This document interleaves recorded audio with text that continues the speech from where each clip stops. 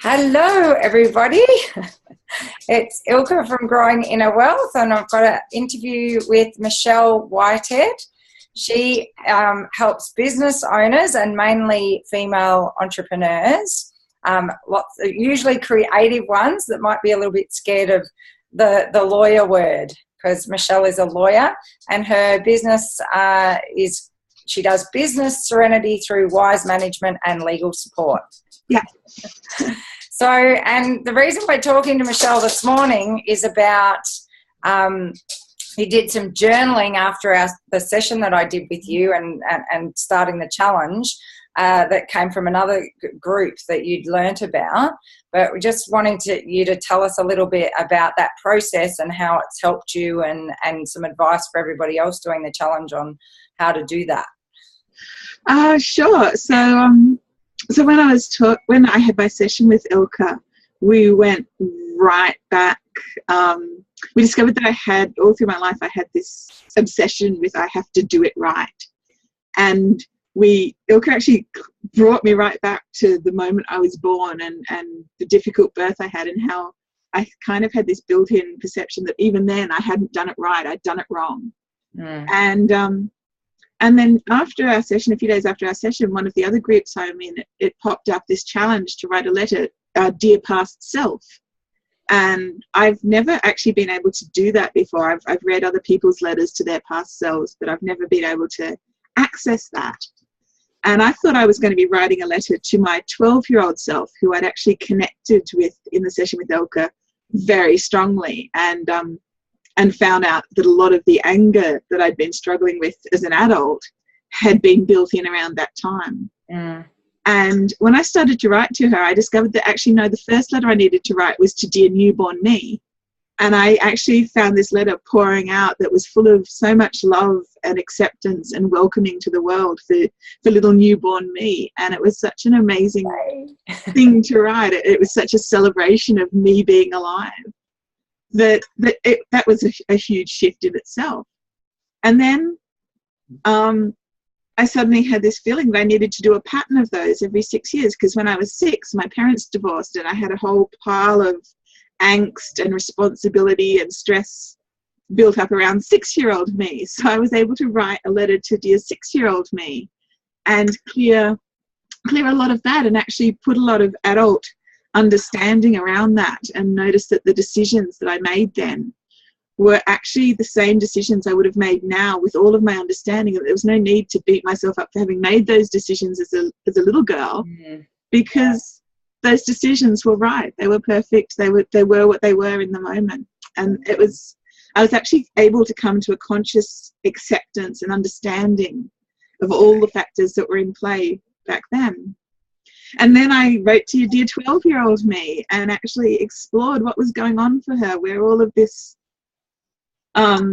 anger and frustration and rebellion that she was feeling was actually coming from, and actually accept it and notice that how that fire had served me in the past years, but actually integrate it into myself so that it could be part of me rather than something that was out of control and raging as a separate thing to me, which is how it had felt. And at the moment I'm writing to Dear 18-year-old me, and that's more of a challenge. And I'm finding that if I really go into a bit of a meditation and a bit of a feeling into everything that was going on, that is coming through, but it's coming through more slowly. And I've actually got plans to continue the series on Dear 24-year-old me, when I was at my lowest health-wise. Dear 30-year-old me, when I was getting married. Dear 36-year-old me, when I was having my first child. Yeah. And then Dear 42-year-old me, which was last year, which was the best year of my life. So I'm really looking forward to continuing the series and actually finishing them all. And as a book. I'm a bit of a novelist, yes. I like that.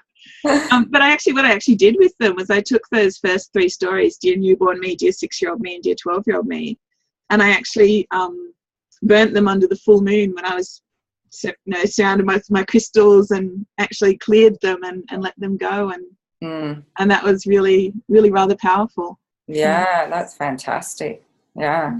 And tell everybody a little bit about what's been happening since. Well, yeah, I was feeling a little guilty that I hadn't been keeping up with the challenge, and that, you know, the videos and the days had been drifting by, because I've been really keen to do the challenge day by day.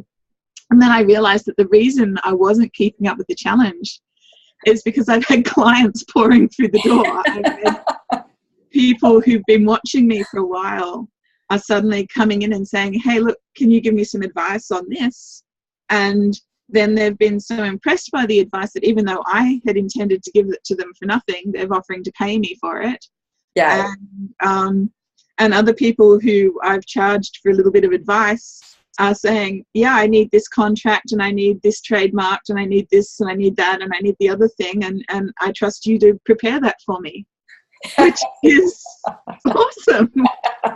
And it's not filling me with anxiety to have all this coming in. It's just feeling right. It's feeling like the culmination of what's supposed to be happening. So it really feels like a reward for my effort.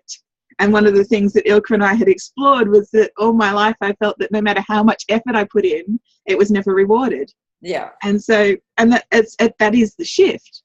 Yeah. That having this work coming in, instead of feeling like adding pressure, it actually feels like, here's the reward for your effort. That's just awesome. Yay. Yes. Big shift, which is awesome. Huge shift. Yeah.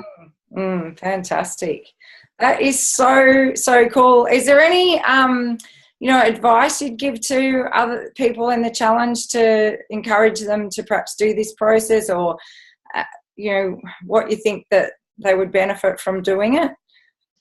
I found it, I don't know about other people, but I find that writing or going into this sort of stuff, that writing for me gets out information that my conscious mind doesn't realize it knows. And so by writing the letters to myself, I found that was a really good way to actually integrate information and bring out connections that otherwise would never have occurred to me. Yeah. So I think that's where the power of it came in. That's a great point. Yeah. And also that my writing hand seemed to know what child me needed to hear, whereas my head didn't know that. And they say that, don't they? Because usually the right hand is connected to the left brain, so which is the analytical brain. So they do say sometimes if you can write with your left hand, because it's connected to your right brain, kind of, they're cross things. So there's all different things that you can do to kind of switch off the logical mind. But journaling is an awesome thing to be doing to do that. So thank you so much, Michelle. We'll finish up there so that we could keep talking, I'm sure. I'm sure.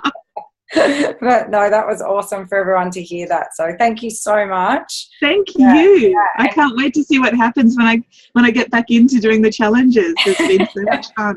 Yeah. Well, we're going to start doing some tapping on people now. So watching that and tapping along with everybody is a really cool thing to do too. So, all right, awesome. Thank you. We'll sign out. Bye, everyone.